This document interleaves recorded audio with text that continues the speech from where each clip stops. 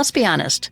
Does your child's school day feel like a total black box? You wave goodbye in the morning, and for the next 7 hours, who knows? And if your child has a disability or an individualized education plan, or an IEP, that black box can feel even more complicated, with more people to coordinate with and higher stakes. Most of the time, you only get a call or an email when something's wrong. A missing assignment, a problem on the playground, a grade that's less than expected. A call or email like that makes your stomach drop. It's exhausting to constantly feel like you're one step behind, always reacting to problems instead of preventing them. But what if it didn't have to be that way? What if you could build a partnership with your child's teachers and support staff that's so strong you see challenges coming and tackle them together?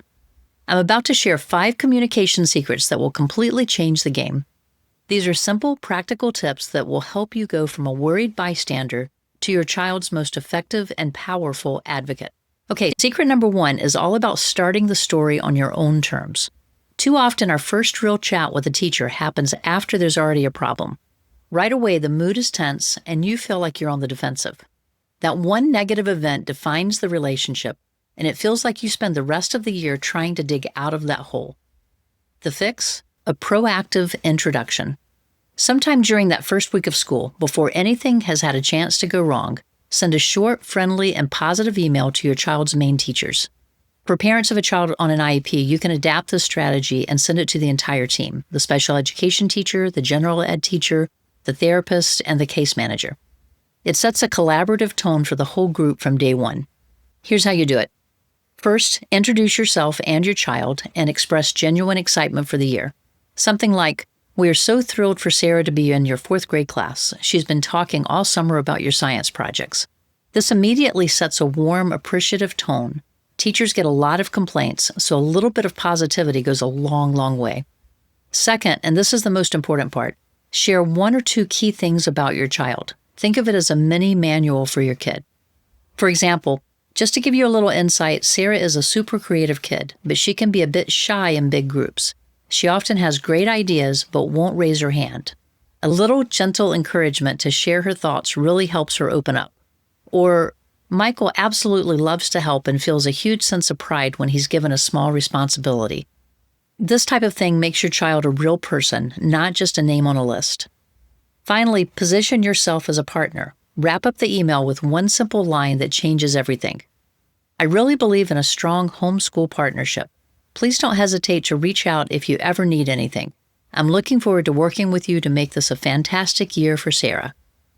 This one email works wonders. It kicks off communication on a high note, gives the teacher genuinely useful information they can use from day one, and frames your entire relationship as a collaboration, not a confrontation.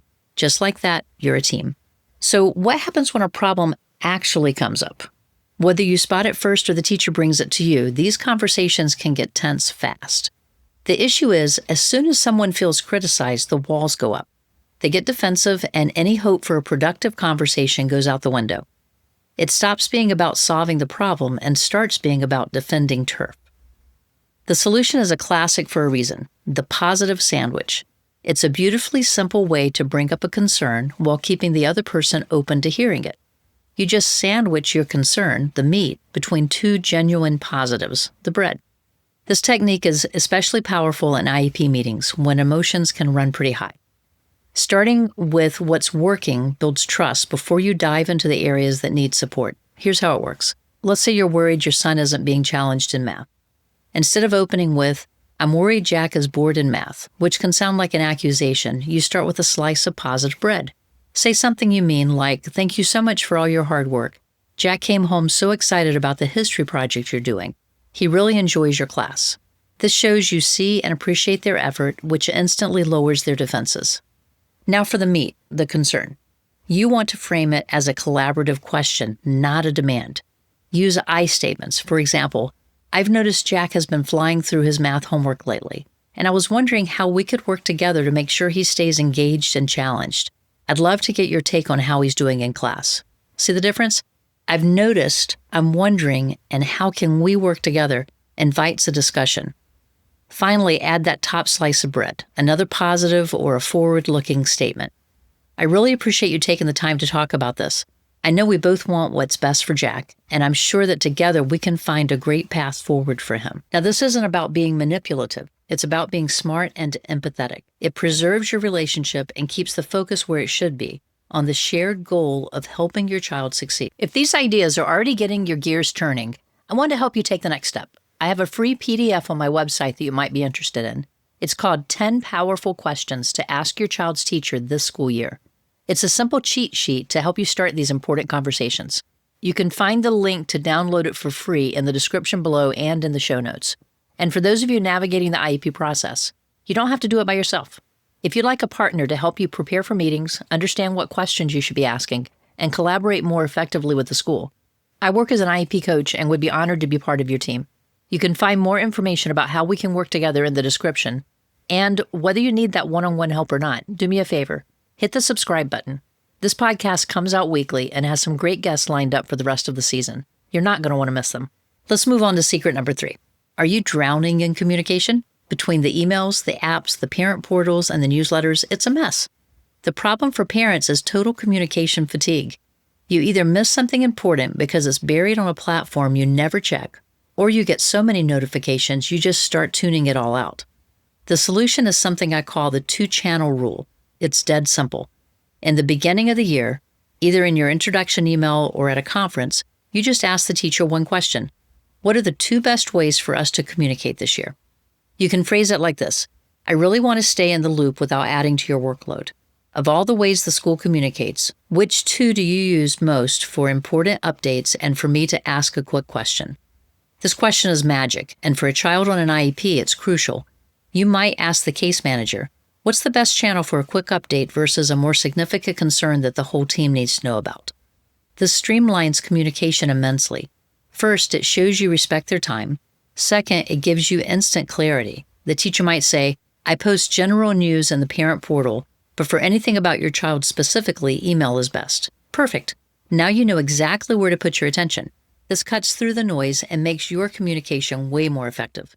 You're not hunting for info anymore, and when you do reach out, you're using the method the teacher prefers, which makes a timely response much more likely. Teachers are miracle workers, but they're juggling 20, 30, or even more kids at once. It's just not possible for them to instantly know every child's unique quirks, motivations, and anxieties. They see your child in the classroom context, but you see the whole kid. Here's the secret to bridging that gap, a simple 1-page child-at-a-glance document. Think of this as the human-centered companion to the formal IEP document. The IEP outlines the required services and goals, but the at-a-glance sheet tells the story of the wonderful, unique child behind the paperwork. It helps every single staff member connect with your child on a personal level. Organize it with a few simple headings. First, my strengths. List what makes your child shine. Loves getting lost in fantasy novels, a natural leader in small groups, very empathetic and always the first to help a classmate who's upset. Second, add things I'm working on. Frame challenges with a growth mindset. Instead of saying bad at math, try saying is building confidence in math and can get frustrated when things don't click right away. Instead of messy, try is learning to use a planner to keep track of homework. Then go on to what motivates me. This is pure gold for a teacher. Responds incredibly well to specific praise about his effort. Loves earning 5 extra minutes of free reading time. Is highly motivated by being the teacher's helper. And then you want to go to how you can best support me. Offer concrete, helpful tips. When I start to get overwhelmed, giving me a moment to take a few deep breaths helps me reset. Letting me sketch out my ideas before I write helps me organize my thoughts. When you share it, frame it as a gift. I know you have so many students to get to know, so I put together this little 1-pager on David. I hope it's a helpful resource as you get to know him. This document makes your child an individual in a crowded room. It gives the teacher strategies that might have taken them months to figure out alone. And it proves you're an organized, thoughtful partner in your child's education. If your child is able to do so, have them help you with this. An older student could put it together on their own as a way of learning to advocate for themselves. It's a great first step to learning how to speak to teachers about their needs while they're at school. This last secret is the mindset shift that ties everything else together. It's so easy when things get stressful to slip into an us versus them mentality. The conversation becomes, why did you give my child a bad grade? Or you need to fix this playground issue. That kind of language is a guaranteed way to put the teacher on the defensive and create a divide. No one wants to feel like they're being accused of something, and let's face it, teachers are tired after a long day of playing teacher, cheerleader, peacekeeper, and caregiver to a pack of busy children. The solution is to make a conscious effort to shift your language from you to we. This is the very heart of a successful IEP team. The law is designed around a team process.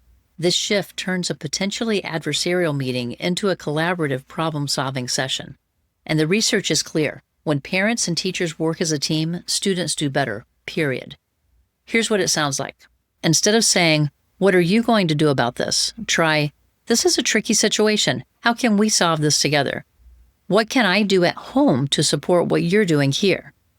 Instead of saying, "You didn't explain the project clearly," try, "My daughter seems to be struggling with this project. Could we brainstorm a different way to explain it that might click for her?" That little shift from you to we instantly de-escalates tension and signals that you see them as an ally, not an adversary. You're acknowledging you both have a role to play and you're ready to do your part. When a teacher feels respected and knows you're on their team, they're so much more likely to go the extra mile for your child. This team-based mindset is the ultimate secret. It changes every single interaction and builds a powerful support system around your child, giving them the best possible shot at a great year. So let's recap the 5 secrets to transforming your school communication. First, the proactive introduction. Start the year by building a positive connection between the entire team before there's a problem to solve. Second, master the positive sandwich. Frame concerns with praise to keep conversations open and productive. Third, use the 2-channel rule. Ask your teacher which 2 channels they prefer so you can cut through the noise. Fourth, create a child at a glance document. Give your teacher a cheat sheet to help them connect with your kid. And fifth, always shift from you to we. Adopt a partnership mindset to solve problems as a team. These aren't complicated theories. They are simple, actionable things you can start doing today. By putting these into practice, you can shift from feeling anxious and reactive to feeling empowered and collaborative. You build the kind of trust that becomes the bedrock of your child's success. Now, I want to hear from you. Which of these secrets hit home the most? And do you have a 6th secret, a strategy that's worked wonders for your family? Drop it in the comments below. Your experience might be the exact thing another parent in our community needs to hear. Thanks for joining me today. I'll see you next time.